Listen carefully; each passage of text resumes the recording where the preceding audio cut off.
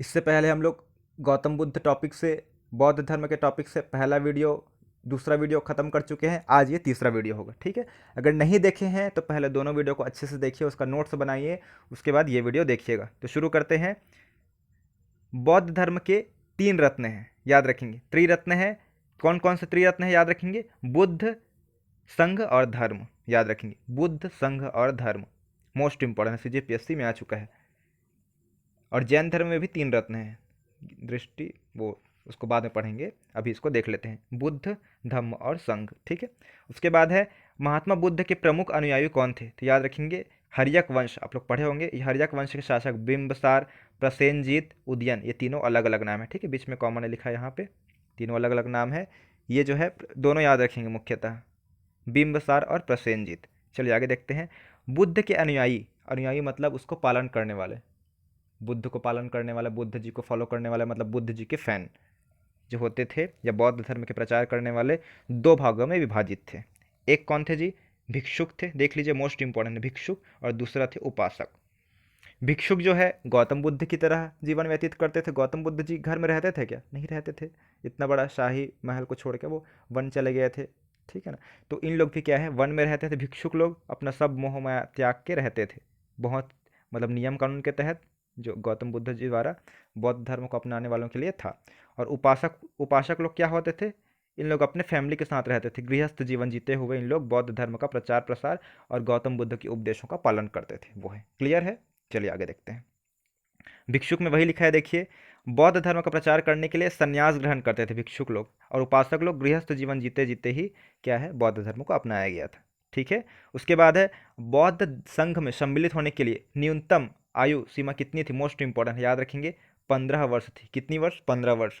बुद्ध के जीवन से संबंधित बौद्ध धर्म के प्रतीक, मतलब प्रतीक के रूप में माना गया है। जैसे कि बुद्ध का जन्म हुआ तो क्या माना जाता है? कमल खिल गया, उस प्रकार से उसको रिलेट किया गया है। तो मोस्ट इंपॉर्टेंट है, जन्म जो है, जन्म का चिन्ह है कमल। गृह त्याग, गृह त्याग का प्रतीक घोड़ा माना जाता है। माना जाता है कि वो क्या है, घर से बाहर निकले, गृह त्याग किए सन्यासी जीवन व्यतीत करने के लिए, तो घोड़े से वो बाहर निकले, घोड़े के माध्यम से वो आगे बढ़े। ज्ञान, ज्ञान जो है सिंपल सा है। कौन से वृक्ष के किनारे प्राप्त हुए? तो पीपल या बोधि वृक्ष, मोस्ट इंपॉर्टेंट है, सही जोड़ी में भी आ सकता है एग्जाम में, और आया भी है बहुत बार। और निर्वाण में याद रखेंगे, यही पद चिन्ह वाला है, मृत्यु स्तूप। चलिए आगे देखते हैं। 80 वर्ष, कितना वर्ष हो रहा है जी? 80 वर्ष हो रहा है, आप लोग हिसाब लीजिएगा। जन्म कब हुआ है? 563 ईसा पूर्व में इनका जन्म हुआ है, याद रखेंगे। 563 ईसा पूर्व में इनका जन्म हुआ है। और मृत्यु कब हुई है? 483 ईसा पूर्व। किसी को अभी भी डाउट तो नहीं है ना कि ये कम क्यों हो रहा है करके? 563 में जन्म हुआ है और 483 में मृत्यु हो रही है। उल्टा बोल रहे हैं करके सर, गलत पढ़ा रहे हैं, मत समझिएगा। हम लोग पढ़ रहे हैं, इसमें बीसी लिखा है, देखिए। ईसा पूर्व मतलब क्या होता है? बीसी होता है, मैंने बता दिया था, बिफोर क्राइस्ट। आप लोग वीडियो नहीं देखे हैं पुराना हिस्ट्री वाला तो उसको अच्छे से देख लीजिए, ठीक है। निधन हो गया, जिसे बौद्ध धर्म में, बौद्ध धर्म में क्या बोला जाता है निधन को? गौतम बुद्ध के निधन को महापरिनिर्वाण, याद रखेंगे। और सिर्फ निर्वाण मतलब क्या होता है? ज्ञान प्राप्ति को निर्वाण कहा गया है बौद्ध धर्म में। और मृत्यु को क्या कहा गया है? तो याद रखेंगे निर्वाण। क्लियर है। जैसे कि हम लोग कोई भी, जैसे किसी की मृत्यु होती है तो किसी जो अच्छे व्यक्ति है उसको निधन शब्द जोड़ दिया जाता है। तो किसी और अच्छे व्यक्ति हैं तो स्वर्गवास हो गया, सोचते हैं कि वहाँ बहुत अच्छा काम किया है, स्वर्ग में गए होंगे करके स्वर्गवास बोल देते हैं, है ना। तो गौतम बुद्ध के लिए क्या शब्द प्रयोग किया गया है मृत्यु के लिए? महापरिनिर्वाण। क्लियर है। चलिए आगे देखते हैं अब। निधन के पश्चात बुद्ध की अस्थि अवशेषों को भारत के 8 जगहों पर स्थापित कर स्तूपों का निर्माण करवाया गया है। मठ का स्थापित किया, स्तूप मतलब होता है मठ, ठीक है ना, स्थापित किया गया है। जिसमें से सबसे बड़ा स्तूप कौन सा है जी? सांची का स्तूप है, मोस्ट इंपॉर्टेंट है, ठीक है। उसके बाद है महात्मा बुद्ध की मृत्यु के बाद बौद्ध धर्म के प्रचार प्रसार के लिए 4 बौद्ध संगीतियों का आयोजन किया गया था। क्लियर हो रहा है आप सभी को? ठीक है। और बताना चाहूंगा इसके बारे में कि बौद्ध धर्म है वो क्या है? अनिश्वरवादी है जी, याद रखेंगे। अनिश्वरवादी, अनिश्वरवादी मतलब क्या होता है? ईश्वर को नहीं मानते हैं। और अनात्मवाद, अनात्मवाद मतलब क्या होता है? ये आत्मा पे विश्वास नहीं करते हैं, याद रखेंगे। ईश्वर को भी नहीं मानते हैं, मतलब नास्तिक दर्शन है। और अनात्मवादी है, लेकिन कर्म और पुनर्जन्म पे विश्वास करते हैं ये, ठीक है। और है एक चीज़ और मोस्ट इंपॉर्टेंट है, अनिश्वरवादी को नास्तिक बोलते हैं। एग्जाम में क्वेश्चन आता है कि कौन सा दर्शन नास्तिक दर्शन है, तो मुख्यतः 3 दर्शन जो है वो नास्तिक दर्शन है, मतलब ईश्वर को नहीं मानते हैं। पहला कौन सा है जी बताइए?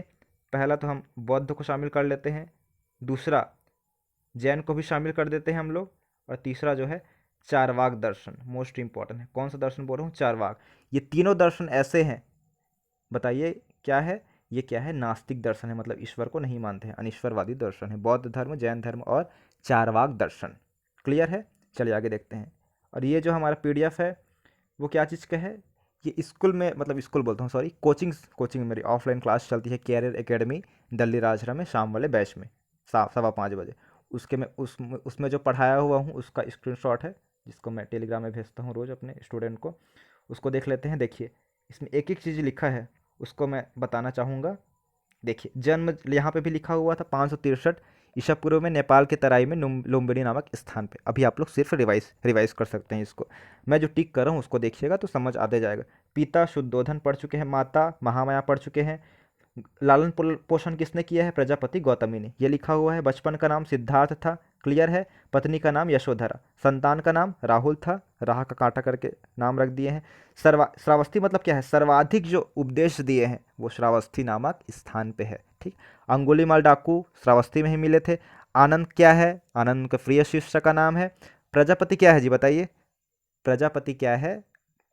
वही लिखा है ना, हाँ। प्रजापति जो है बौद्ध धर्म को अपनाने वाली पहली महिला है, याद रखेंगे, जो उनकी मौसी ही थी। उसके बाद देखते हैं भिक्षुक, 2 भागों में डिवाइड था बौद्ध धर्म जो है, भिक्षुक और उपासक। भिक्षुक मतलब क्या होता है?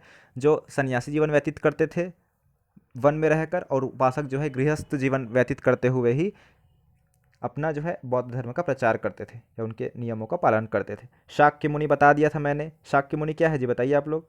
शाक्य मुनि गौतम बुद्ध को कहा जाता है क्योंकि उनके पूर्वज शाक्य गण के थे, शाक्य कुल के। उसके बाद कपिल वस्तु, ठीक है। 29 साल की उम्र में, 29 साल लिखा है, उसका मतलब क्या है? 29 साल की उम्र में उन्होंने क्या कर दिया?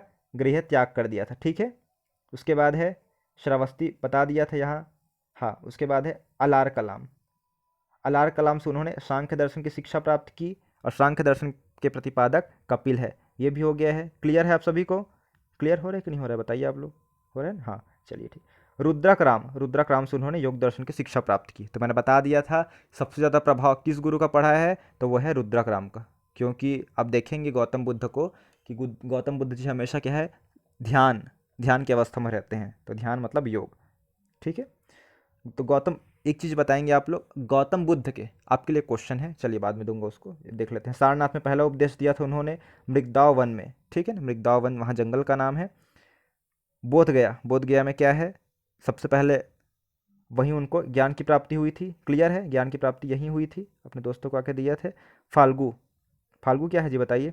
फाल्गु नदी या निरंजना नदी के किनारे ही उनको ज्ञान की प्राप्ति हुई है। क्लियर है? पढ़ चुके हैं इसको अच्छे से हम लोग। उसके बाद देखते हैं हम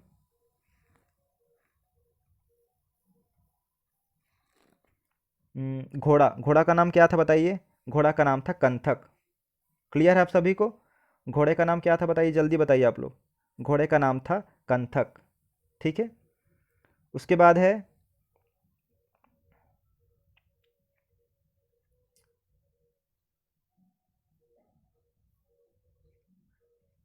ये चन्ना है, सारथी है, ये सब क्लियर हो गया है। ठीक है। नेक्स्ट वीडियो हम लोग देखेंगे बौद्ध संगीति, और ये बौद्ध धर्म को लास्ट करेंगे। ठीक है। चलिए और देख लेते हैं कुछ इसमें वीडियो बचा है क्या।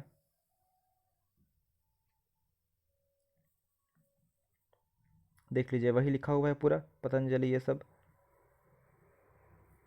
चलिए आज यहीं तक करते हैं। बहुत बहुत धन्यवाद। वीडियो अच्छा लगा होगा तो बिल्कुल शेयर, लाइक एंड सब्सक्राइब बिल्कुल करिए। ठीक है, ताकि मैं आपके लिए आगे भी वीडियो बना पाऊँ। धन्यवाद। हाँ, आपके लिए क्वेश्चन ये था कि गौतम बुद्ध के सर पे देखेंगे, है ना, उनके सिर पे देखेंगे, हेड पे देखेंगे, तो ऐसे मुकुट टाइप दिखते रहते हैं, वो क्या चीज़ है? आप लोग कमेंट के माध्यम से मुझे ज़रूर बताइए। ठीक है, चलिए ठीक, धन्यवाद।